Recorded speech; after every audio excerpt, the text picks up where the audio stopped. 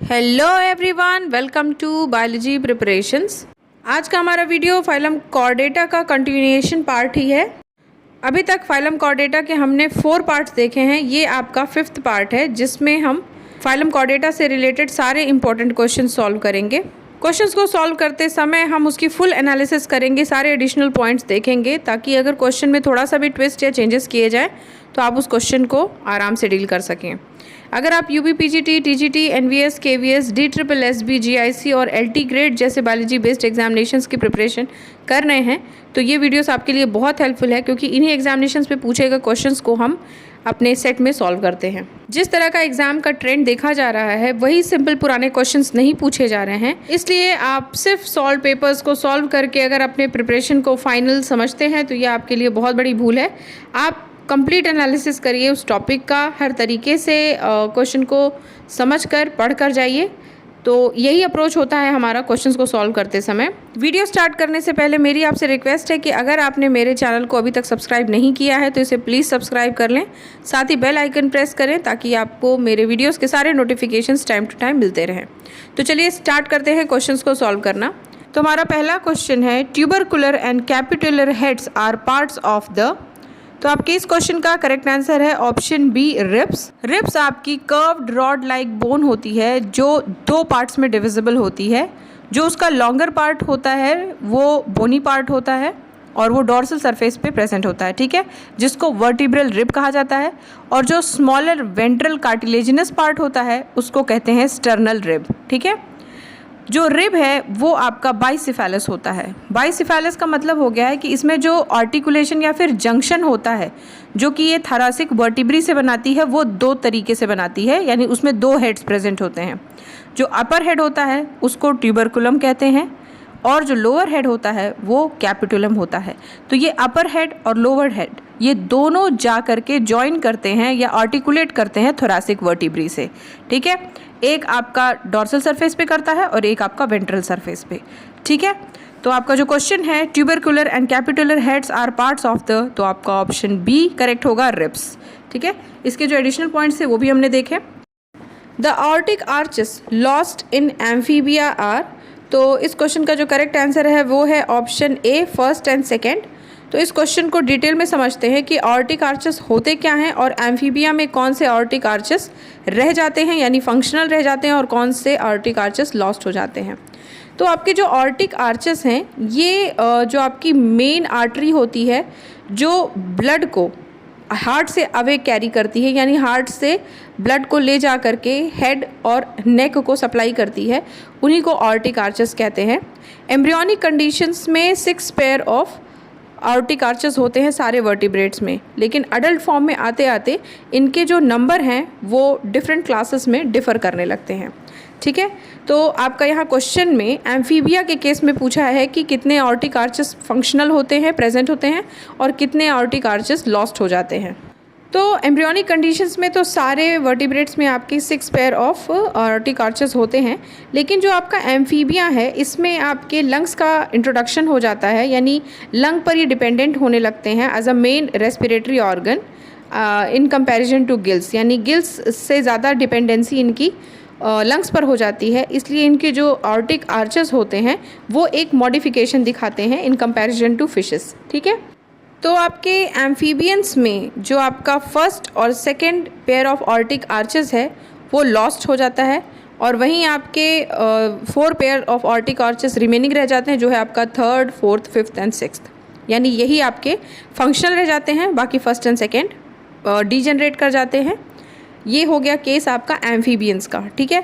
इसके साथ अगर आपका रेप्टाइल्स में पूछ ले तो रेप्टाइल्स में 3 फंक्शनल आर्चेस होते हैं, 3, 4 एंड 6, और एव्स और मैमल्स में भी सेम कंडीशन है, 3, 4 एंड 6 आर्चेस, यानी कि 3 pair of arches are functional, remaining degenerate कर जाते हैं, ठीक है।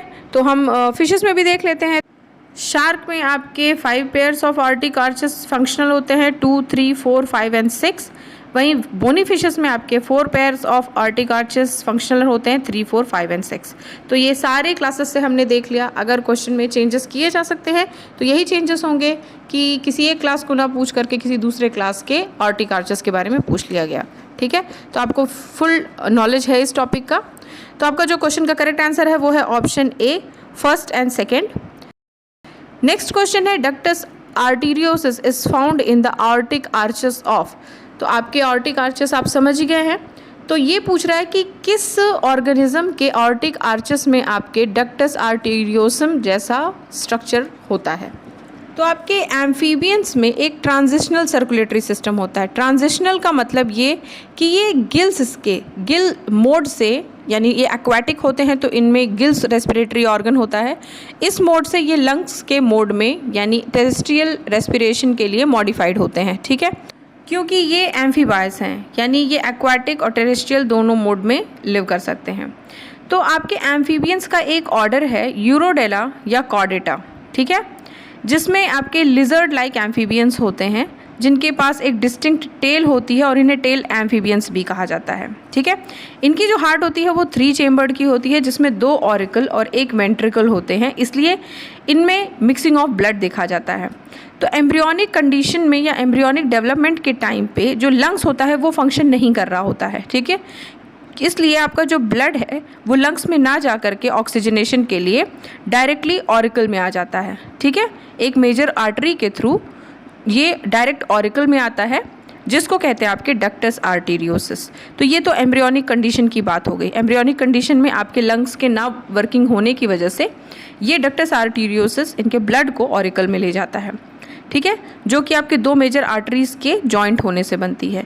और जब इस ऑर्गेनिज्म का बर्थ हो जाता है तो ये जो आपका आर्टरी है ये डिजेनरेट कर जाता है और लंग्स आपका फंक्शनल हो जाता है। ठीक है, तो आपका प्यूरिफिकेशन लंग्स में होता है। तो इसी मेजर आर्टरी को जो आपके ऑरिकल्स में एम्ब्रियोनिक कंडीशन के टाइम पे इनका ब्लड लेके आती है उसी को कहते हैं ductus arteriosus and these are present in urodeles, that is tailed amphibians. ठीक है, तो आपका जो करेक्ट आंसर है वो है ऑप्शन सी, यूरोडेलिस। आई होप मेरा एक्सप्लेनेशन आपको समझ में आता होगा। अगर आपने अच्छे से स्टडी की है तो ये सारी चीज़ें आपको अच्छे से समझ में आ रही होंगी, क्योंकि जो ट्रेंड है एग्जामिनेशन का वो वही रटे रटाए क्वेश्चंस का नहीं है। ठीक है, आपकी डीप नॉलेज चेक की जाती है आज के ट्रेंड के अकॉर्डिंग, तो आपको ऐसे ही पढ़ना पड़ेगा। तो आपका जो क्वेश्चन का करेक्ट आंसर है वो है option C, urodeles. Next question देखते हैं, venous heart is found in. तो आपके फिशेस के जो हार्ट होते हैं वो 2 चेम्बर्ड के बने होते हैं। ठीक है, जिसमें 1 ऑरिकल और 1 वेंट्रिकल होता है और इनमें single circuit of blood circulation होता है, यानी एक बार सिंगल मूव करता है ब्लड। ठीक है, जो ऑरिकल से एक बार में जाता है और एक बार से वेंट्रिकल से आउट हो जाता है। ठीक है, तो जो भी ब्लड पास हो रही है वो सिर्फ एक ही बार हार्ट से पास होती है और वो नॉन ऑक्सीजनेटेड होती है। ठीक है, इसके बाद इसको गिल्स में पंप किया जाता है, क्योंकि आपके जो फिशेस हैं उनमें रेस्पिरेटरी स्ट्रक्चर जो है वो या प्यूरिफाइंग ऑर्गन जो है वो गिल्स हैं, लंग्स इनमें प्रेजेंट नहीं होता। ठीक है, तो ब्लड के प्यूरिफिकेशन के लिए आपका ये जो ब्लड है वो गिल्स में जाता है जहाँ इसका ऑक्सीजनेशन होता है बॉडी में डिस्ट्रीब्यूशन से पहले। ठीक है, तब आपका बाद में जब ये प्रॉपरली प्यूरिफाई हो जाता है, ऑक्सीजनेटेड हो जाता है, तब ये डिस्ट्रीब्यूट होता है पूरे बॉडी में। इस तरह के हार्ट को ब्रैंकियल या वीनस हार्ट कहते हैं, यानी पूरे हार्ट से सिर्फ एक ही बार एक ही सर्कुलेशन में इम्प्योर ब्लड या नॉन ऑक्सीजनेटेड ब्लड मूव करता है। ठीक है, तो आपका जो करेक्ट आंसर होगा वो होगा ऑप्शन ए, फिशेस में आपके होता है वेनस हार्ट। ठीक है, नेक्स्ट क्वेश्चन है, विच of the following has only 1 systemic arch. जिस तरह से आपके ऑर्टिक आर्चेस जो थे वो मेन आर्टरी का पार्ट होते हुए ये हार्ट से ब्लड को अवे ले जाते थे, नेक और आपके हेड को सप्लाई करते थे, इसी तरह से आपके होते हैं सिस्टमिक आर्च।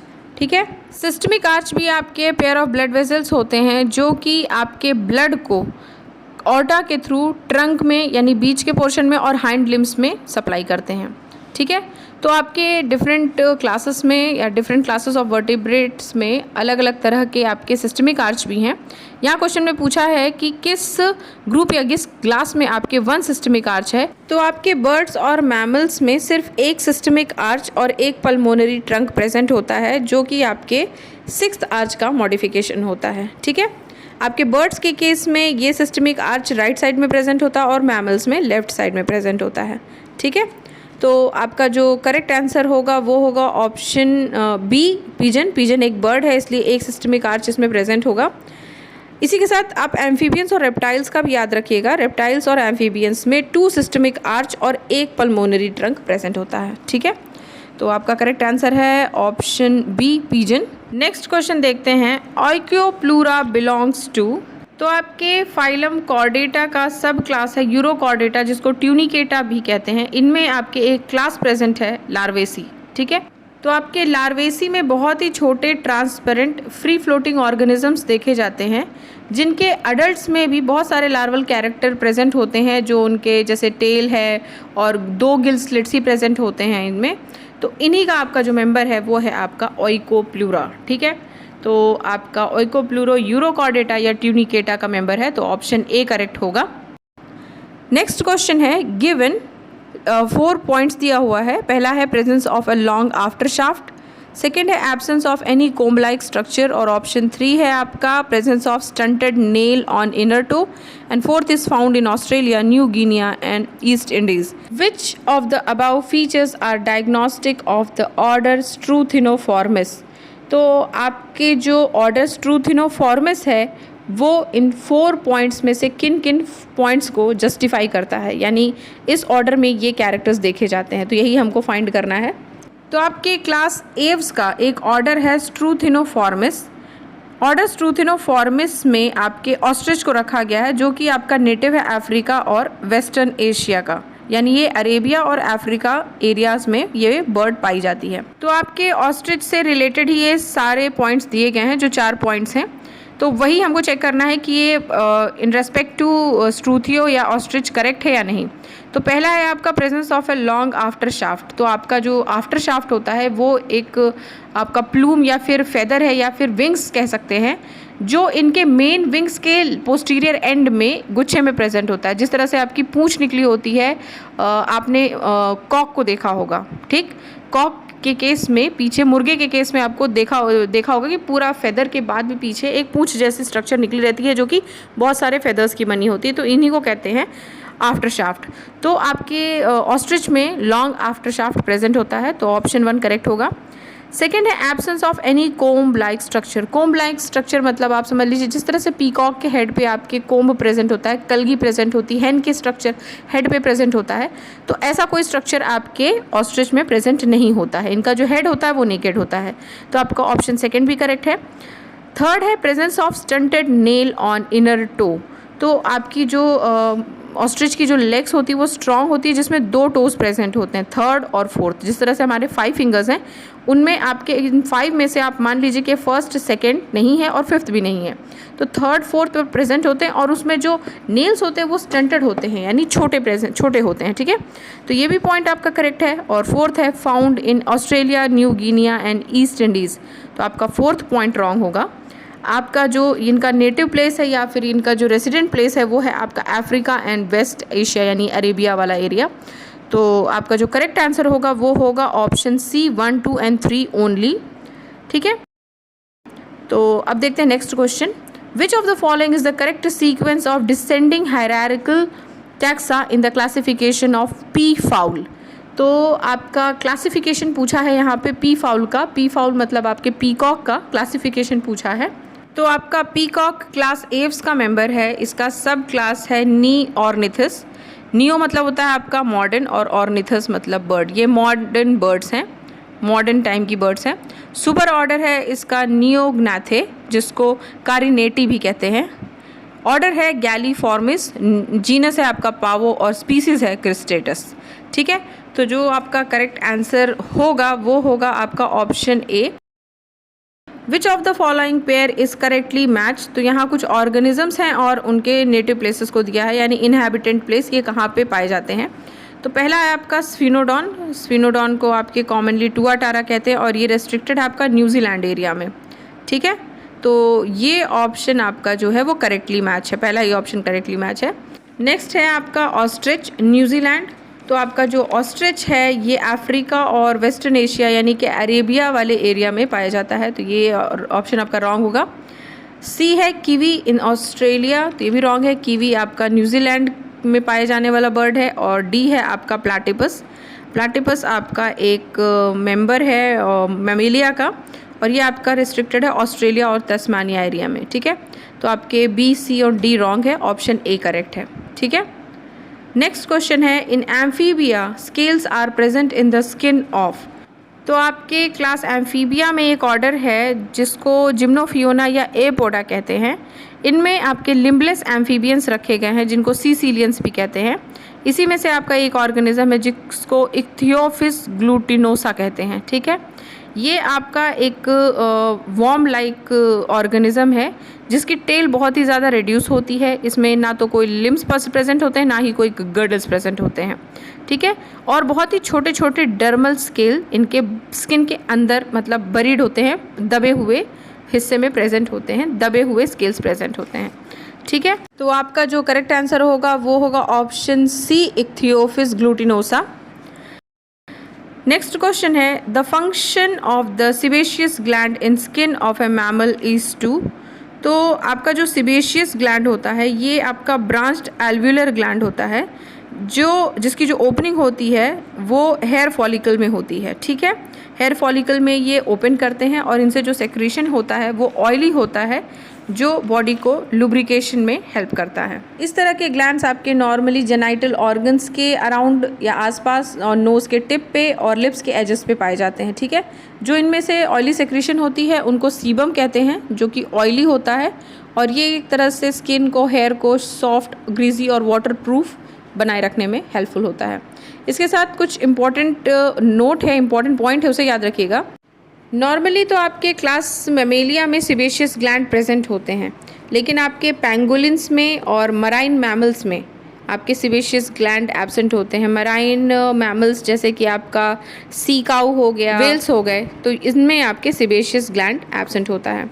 इसके साथ ही साथ आपका जो सेरुमिनस ग्लैंड है ये भी आपका सीबेशियस ग्लैंड है जो कि आपके एक्सटर्नल ईयर पे प्रेजेंट होता है, जो वैक्स का फॉर्मेशन करता है। ठीक है, और आपका जो मिबोमियन ग्लैंड है वो भी आपका एक सीबेशियस ग्लैंड है और ये आईलिड में प्रेजेंट होता है जो आई बॉल को प्रोटेक्शन प्रोवाइड करता है। ठीक है, तो ये सारे एडिशनल पॉइंट्स आप याद रखिएगा, इन सारे एडिशनल पॉइंट्स से क्वेश्चन फ्रेम हो सकते हैं। ठीक है, तो आपका जो करेक्ट आंसर है वो है the function of the sebaceous gland in skin of a mammal is to. तो option B, make skin soft and oily. यहाँ तो क्वेश्चन बहुत ही सिंपल है, लेकिन आने वाले टाइम में क्वेश्चंस इतने ही सिंपल नहीं रह जाने वाले हैं। ठीक है, तो आपका ऑप्शन बी करेक्ट होगा। नेक्स्ट क्वेश्चन है, Archaeopteryx is a connecting link between. तो ये बहुत ही ईजी क्वेश्चन है, आपको ये पता होगा। आर्कियोप्टेरिक्स आपका कनेक्टिंग लिंक है बिटवीन रेप्टाइल्स एंड बर्ड्स। इसमें दोनों क्लास रेप्टिलिया और एव्स के कैरेक्टरिस्टिक्स देखे जाते हैं और ये एक्सटिंक्ट हो चुका है। ठीक है, तो आपका करेक्ट आंसर है option B, reptiles and birds.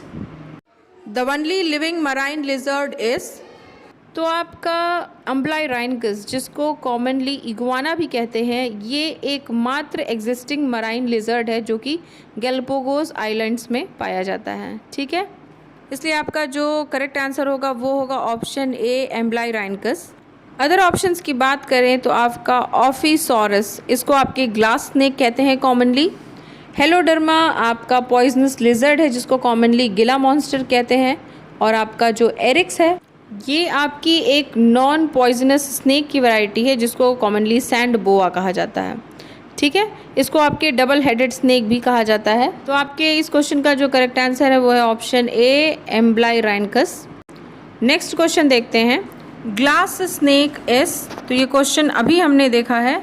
तो आपके प्रीवियस क्वेश्चन में जो आपका ऑप्शन था ऑफियोसॉरस, जिसको कॉमनली ग्लास स्नेक कहते हैं, ये आपका एक नॉन पॉइजनस लिजर्ड है। ठीक है, तो आपका जो करेक्ट आंसर होगा वो होगा option D, non poisonous lizard. इसका जो स्ट्रक्चर होता है वो कुछ आपके स्नेक की तरह होता है, इसलिए इसको स्नेक कहा जाता है। ठीक है, इसलिए जो आपका करेक्ट आंसर होगा वो होगा option D, non poisonous lizard. अब देखते हैं इस वीडियो का last question, isinglass is obtained from.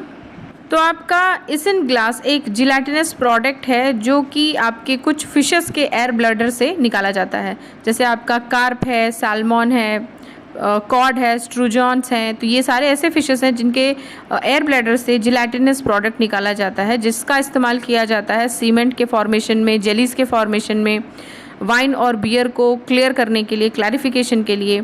और जो सबसे बेस्ट क्वालिटी की जो इसिनग्लास होती है वो रशिया के फिशेस से या रशिया के एरिया में जो फिशेस होती हैं उससे ऑब्टेन्ड होता है। ठीक है, इसलिए जो आपका करेक्ट आंसर होगा वो होगा ऑप्शन ए, फिशेस। तो स्टूडेंट्स, आज हमने रिमेनिंग क्वेश्चंस कवर किए फाइलम कॉर्डेटा के। ये सारे क्वेश्चंस बहुत इंपॉर्टेंट हैं और स्टार्टिंग से हम सारे इंपॉर्टेंट क्वेश्चंस को ही डील कर रहे हैं, क्योंकि इन्हीं क्वेश्चंस को फिर से रिट्विस्ट करके नए क्वेश्चंस बनाए जाते हैं, इसलिए इतने डिटेल में हमें इन क्वेश्चंस को देखना पड़ रहा है। मैं भी आपको चाहूँ तो सिंगल लाइन के क्वेश्चंस को सॉल्व करवा सकती हूँ। जैसे आपका लास्ट क्वेश्चन था, इसिनग्लास इज ऑब्टेन्ड फ्रॉम फिश, तो इस तरीके से मैं भी आपको सॉल्व करा सकती हूँ, लेकिन ऐसे ही क्वेश्चंस अब नहीं आएंगे। ठीक है स्टूडेंट्स, तो आप इसी मोटो के साथ अपने प्रिपरेशन को करते रहिए। तो स्टूडेंट्स, अगर आपको मेरे वीडियोस अच्छे लग रहे हैं तो इसे प्लीज़ लाइक एंड शेयर करें और मेरे चैनल को सब्सक्राइब कर लें। साथ ही बेल आइकन प्रेस करें ताकि आपको मेरे वीडियोस के सारे नोटिफिकेशंस टाइम टू टाइम मिलते रहें।